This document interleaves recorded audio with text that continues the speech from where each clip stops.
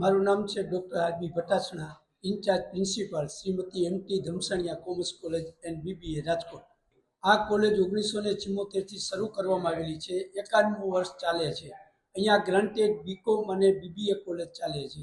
સૌરાષ્ટ્રમાં BBA 3 college છે, એમાંની આ રાજકોટ ધમસણિયા કોલેજ એક બીબીએના સ્ટુડન્ટો માટેની કોલેજ છે.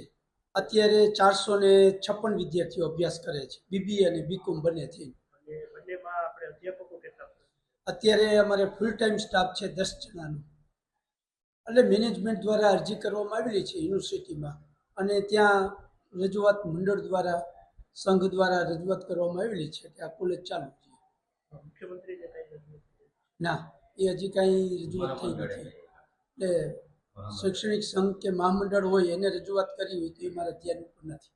એટલે કોલેજ ચાલુ રહે એવા અમે પ્રયત્નો કરી છીએ ને અમારી લાગણી છે કે ગ્રાન્ટેડ કોલેજ છે તો ચાલુ રહે. ગરીબ કુટુંબના વિદ્યાર્થીઓ અહીંયા ભણવા માટે આવે છે.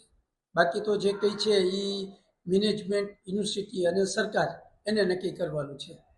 બંધ કરવાનું કારણમાં એવું કીધું છે કે જે આપણું ઇન્ફ્રાસ્ટ્રક્ચર છે એ ચાલે એમ નથી.